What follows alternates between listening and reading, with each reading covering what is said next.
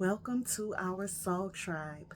I am Eva, and I just have a little message for you today. So, I wanted to talk today about that pink cloud, right? So, you guys know I'm in recovery, right? So, in recovery, we refer to the pink cloud, right? That's when you first get out of treatment. You did 30, 60, 90 days in treatment where you've been without, substances in your body. You've been eating again, going to groups, going to therapy, interacting with other people that are trying to regain their life. You having some realizations about yourself and others. And also, you've been away from society, like you've been away from the hustle and bustle of life. So it's really easy to get that pink cloud over your head when you go out. That pink cloud is referring to that attitude of, hey, I'm feeling great. I'm gonna go to meetings. I'm gonna continue this process of recovery. I'm gonna get a job. I'm gonna do, and you get all excited as soon as you get out, right? And then, yeah, you get out, you go to a couple of meetings, you link up with a couple of like-minded people in recovery, right? And then, a couple weeks go by, maybe 20, 30 days, and that pink cloud starts to kind of fizzle out, right? And you back to reality because you came back to your home. You came back to life, realized that life is not free, right? You still have to pay rent. You still have to get a vehicle or, catch the bus, which can be stressful in itself. So it's like, okay, like that one on the last, I think that was the last video that I did when I shared my spoken word with you guys. I think the verse was, this fairy tale that I'm living has now come to an end, right? And that speaks volumes because we tend to see when everything is going good, that's when we're like, hey, the process is working, everything's working out for me, and we're super motivated, right? But then when everything seemingly goes not so good, right? I don't want to say bad, but goes not so good, or, maybe you filled out maybe 10 applications over the course of a week. You probably got a couple callbacks, a couple interviews set up, and over the next couple of weeks, you went to the interviews, and then you look up, it's a month later, you're still not working, even though when you were, in treatment. Well, I'm still using the treatment analogy because I teach what I know. Right? So keep up with me. If you don't have a drug issue or you never been in treatment, I mean, just keep up with me, right? Yeah, I'm sure it fits somewhere in your life and whatever you have going on. But back to that, you in treatment, you set your goals, right? You set goals. You like, hey, when I get out, I'm going to have a job within 30 days. I'm going to have a car within 6 months of saving my checks. Like, you had everything mapped out. But then here you are filling out applications, you got interviews, and 30 days later, you're still not working, right? So now you're kind of, that pink cloud is fading away because now you're feeling disappointment. You're feeling let down. You're feeling like, okay, maybe I was just delusional. Now thoughts start in your head like, well, maybe, I'm not going to get a job. And even if I get a job, it's not going to pay enough. And, I'm tired of catching a bus and all those things, right? And you lose that faith, right? Because see, when you first got out, if church is your thing, if religion is your thing, you were going to church every Sunday, probably even Wednesday. You helped out on a youth night because things were going good. Things were going good. Things were going well. Things looked promising, right? And you prayed every night. right? If you're spiritual, more spiritual than religious, so you were doing manifestation rituals and you were speaking positive affirmations into the universe, like, hey, I'm wonderful, I'm amazing, you got this. You were hype. You were hype, right? But then after that time and you were let down, now that sadness sets in, right? Depression, anxiety, right? That's setting in. So what do we do next, right? Well, now we kind of ball up into a little ball, like, right? We start withdrawing, right? We stop praying as much, not really going to church as much, if religion is your thing. Not speaking those affirmations, because see, what a lot of people fail to understand is it takes a lot of strength to look at yourself and truly, say and believe, I am amazing, I am wonderful, I am brilliant, I am beautiful, I am kind, I am loving, and I am loved. I am wealthy in all aspects there is, right? I am an amazing businesswoman. I'm a great leader. I am a great speaker. I will have the job that I desire. I will achieve the pay that I desire, right? All those things. When you really don't believe it because of all the letdowns, it's hard for you to do that, to continue that momentum, right? Of every night, right? Me personally, I write down my affirmations. I have my board behind me, okay? You see, I have a couple of sticky notes on there, right? And I'll share one. Let's see, one thing I write: I am seeking freedom. I am abundant. I am a powerful creator, and I am manifesting within divine timing. Okay? And another one: I choose me. I will always choose me. I am deserving of all the amazing gifts this life has to offer.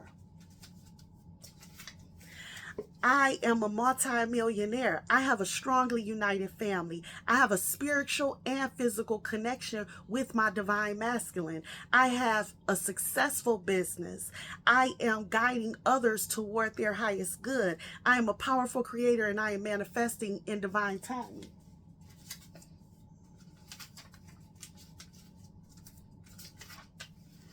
I am appreciative of my wonderful family. I am appreciative of my great health. I am appreciative of my abundance and wealth. I am appreciative of my divine masculine. And finally, the soul contract is no longer working. I release it and I release him. Right? So these are now what I've done, because I've done this every day. And so I created this board. I love vision boards, right? So I created this board in the same manner that I do my vision boards. The only difference is I just did the border and I left the middle blank so that I can have this board to stick my sticky notes, right? I love my sticky notes because I can stick them, I can remove them, I can replace them, I can, just have fun with them, right?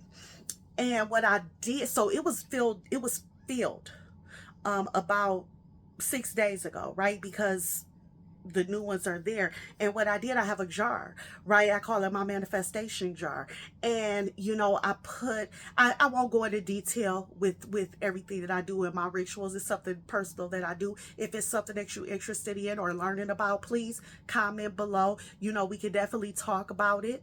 And those also will be items that I will be selling, or I don't know, I'm thinking about doing even like a guided vision board, a guided rituals, online somehow. We'll figure it out, right?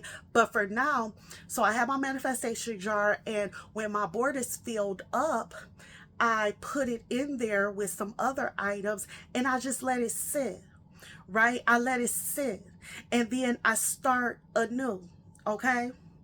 And I'm not sure what I'm going to do with it next, because I just started this practice about 45 days ago. So I'm not sure what I'm going to do with it once it sits for a while, right? Because I'm just letting the energy flow wherever it guides me to, right? But I'm here to tell you, I'm doing this every day.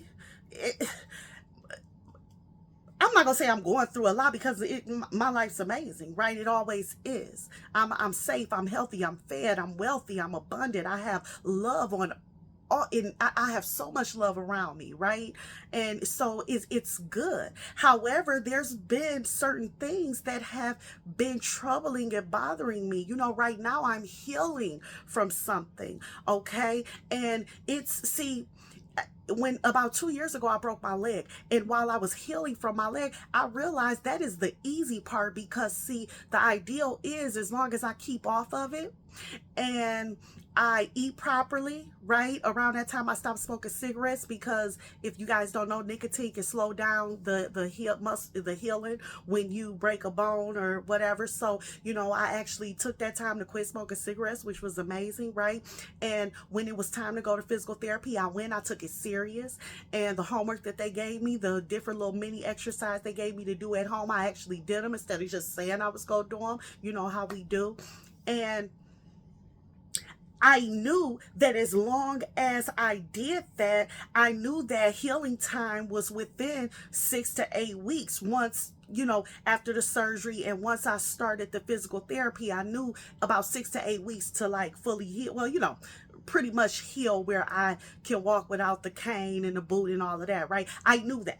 So even though I was going through pain, it was easy to push through because I understood the area of the pain, right? I understood what was going on, and I understood that as long as I do these very specific things, you know, and I had guidance from my orthopedic specialist and my physical therapist, right? I knew that I was going to get better. Now, the pain what I'm healing from now is more emotional. It's on the inside, right? And we like to say my heart hurts. Well, I'm here to tell you, right? Because I'm a very descriptive person. It's not just my heart, it's my body, right? Sometimes I feel it in my neck, and sometimes it moves to the middle of my back, and then in one arm feels numb, and all of these things. Now, some people might say, girl, check your blood pressure.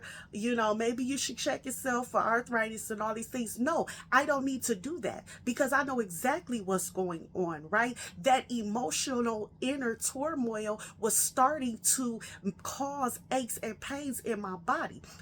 And that's what happens, right? And I'm here to tell you, because it is my knowing that cancers and different things, we can manifest those things in our body by not addressing those emotional pain. Because that when we allow that hurt and all of those things to overtake us, and that grief and everything else, right, it causes illness in our body. And I'm here to tell you, I did not make it to 43 years old with over 20 plus years of substance abuse history, prostitution history. Like, I did not make it out of all of that to get an illness in my body because of grief or because of pain. Like, that is not an option for me. So because it is my knowing that at times we can inadvertently manifest illness in our body, I made a choice, and I chose to do the healing that needs to be done. This is the thing, y'all. I have, even with all of my knowing, it's still very hard to address that inner emotional pain, right? You break a leg, you go to the doctor, they x-ray that leg on that part. They know the specific part, they know what's going on, they know what to do, right? However, it's hard to find a place to go to that can really address what's going on inside. You want to know why? Because the only person that really knows all of what I'm going through, without saying, oh, you're being dramatic, or just get over it, or, oh, well, you know, just give it time. All of those things, that's great. Great information. Great. Get it, got it, good. However, you don't know what's fully going on inside. You hear me? You don't know what's fully going on inside. And it's hard for me to explain it to professionals and friends and family, not because they don't love me, but because, you know, they don't understand. Or it's like, oh, you know, you're being dramatic, or you're focusing too much on this. I get it. So what I want to say, when people tell me where you're focusing too much on that, you need to put the focus back on you. And that's absolutely correct, because I've said that in past videos. The focus is on you. And I continue to say that. However, easier said than done, right? Easier said than done. So I went on a rant real quick. Let me get back to what I was doing. Okay. I apologize. Y'all know me. I get excited. But we're going back to the fact that, oh, I know what I was saying. So what I was saying was, I've been doing this particular practice. I've been doing manifestation practices for a while now, but I've been doing this particular practice for about a little over 40 days, about 45 days, right? And I was just trying to emphasize that my past 45 days weren't all unicorns and roses. Believe that. And this is a struggle that I'm dealing with solely and completely by myself, within myself, right? Because I have a child that I have to be strong for. I have another child that is, you know, navigating his life in an amazing way, right? However, he has his own family now. He has his own set of life's issues, right? Plus, I'm his mother. He doesn't need, you know, that be brought. And then my parents, they're older and they have their own health issues. Like, and I do. I have some work friends that are absolutely amazing. My work besties presently, my ex-work besties. Like, I have a lot of people in my life that way that I could share a little bit, but everybody is of different beliefs, right? So they bring to me, they can only console me with what they know, with what they believe, and that's good because I love it and I take it and I accept it, you know. However, at the end of the day, when they're not there, after the phone calls are done, I'm left by myself, with myself, right? And the tears start falling and the lack of sleep and all those things, right? However, and that's where I'm coming to, y'all, I still write down my positive affirmations, and I still write down my intentions, and I put them on my board, no matter how I feel. Even when I crawl in a ball, because I do crawl into that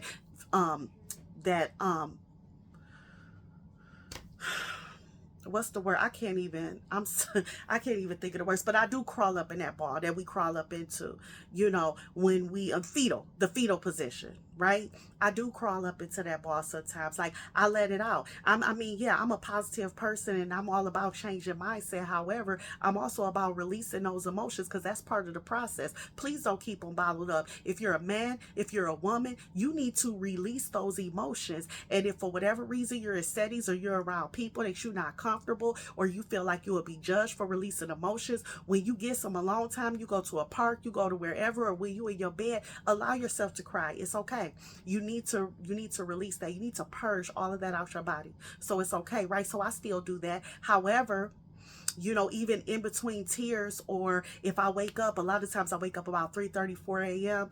And, you know, I used to eat something, some chips or something. Now I use that time to really connect with spirit, because I understand that I'm being woken up for a reason, and it's not to consume processed snacks. But, you know, so I say that to say, I still do my manifestation practices. I still say my positive affirmations. I still speak amazing things into my life, even when at times things feel hopeless, or the outcome is not favorable, right? Because, see, sometimes you have to have acceptance. We can't control people, places, or things. What we have control over is us, our mindset, what we believe, okay?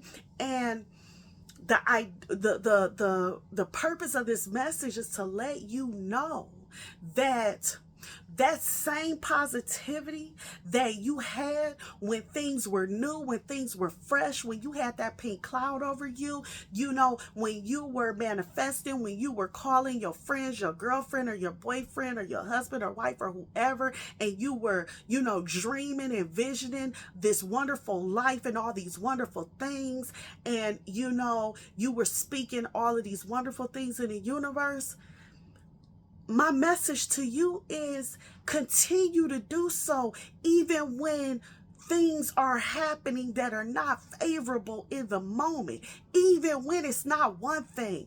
But once you fix one thing, it's the next thing. And once you do the next thing, it's the next thing. And once you have all of this whole built up in this project or whatever you're doing, and you get let down, even small let downs, and it's just like whatever. Once you're displaced, you know, you may have to leave your home. You may have to leave a friend group, right? You may have to leave a business. I don't know, whatever it is, your life right now. Your life right now may be feeling like it is turned upside down, right? This is when I really need you to amp up those affirmations, those positive affirmations, that belief in yourself, and know that things are not falling apart, they're coming together. Right? We have to experience when amazing things are about to happen for us, we must experience those tower moments. You know why? Because sometimes in order to build an amazing new structure, you have to tear down the old one. You have to tear down the old one. Now, what are you going to do with that tower moment? Because that tower moment was created for you to literally tear down that old structure. That means tear down that ego, tear down that pride. Do something different. Do something different than what you were doing before. Because if you keep doing the same thing and expecting different results, that's insanity. Get rid of that mindset in your head that, oh, I'm good, I don't need to change. We all need to change. We all need to grow. Okay, that's part of the process. That's part of life. Because if you never changed in 20, 30, 40, 50 years, you'd look real. You'd be the tiniest walking grown woman or man, right? You're going to change. That's part of life, right? Our body changes, our mind changes, our likes, our dislikes changes, okay? You have to go with the flow, but understand that you have to learn those lessons, right? For example, when you were a toddler, you did not know that the stove was hot. You did not have that concept, right? Of that stove in there. If you touch it, you may burn yourself. You didn't know that. However, when your mama finally was tired of telling you, stop going in that kitchen, stop going in that kitchen, you gonna burn yourself. See, when your mama finally got tired and allowed you to touch that stove and you burnt yourself, you may have even had a little mark, right? Sorry, y'all, this don't have nothing to do with my parenting skills. Don't judge me. But seriously, right? Once you touched that stove and you felt hot and you went through that and you cried and you processed that, guess what? Now you've learned not to touch that hot stove again, right? You don't keep, every time you go in the kitchen, keep touching the stove. You know, not unless something is wrong with you, then you need to go see somebody. But that's just like what we do now. You keep doing the same thing. You need to know something may be wrong with you and you may need to go see somebody, right? Especially as an adult, you need to go see somebody, because why are you going through these same cycles? Okay? Because Spirit is going to continue to give you tower moments in your life until you figure it out. Until you figure it out and you learn those lessons, right?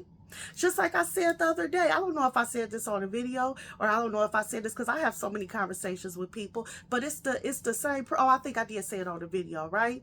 But it's the same premise. I failed Algebra 2, and the next year, even though I had another algebra class, I still had to take Algebra 2 again, right? So instead of having 7 hours with my being done like some of my other friends after 7th hour, I had 8 hours. So I had to go to an 8th hour. I had to do extra than what all my friends was doing because I failed that lesson. I failed that class. I did not learn that lesson.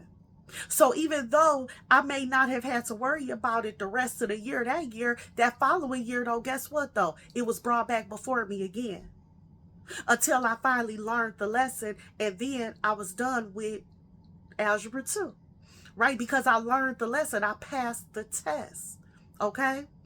So the message is today,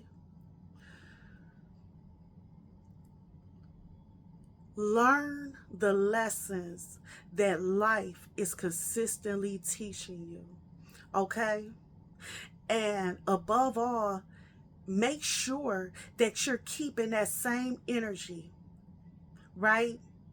That same energy when that pink cloud was over your head. I need you to have that same energy when that gray cloud comes in, if not even more heightened. And how that can help understand that, see, we pray for peace and we pray for guidance, right? This is the thing. Know when that peace and that guidance has been sent to you.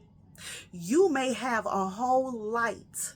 You may have a whole light in your energy field right now, and you're not even utilizing it. You're not even utilizing it. Why? Because maybe you don't feel worthy. Maybe you have all of these outside entities and energies trying to draw you away from the light. They can do whatever they want. They can do all of the tricks and spell or whatever they want to do. They can do that, right? However, none of that works if you believe, because the light was sent to you.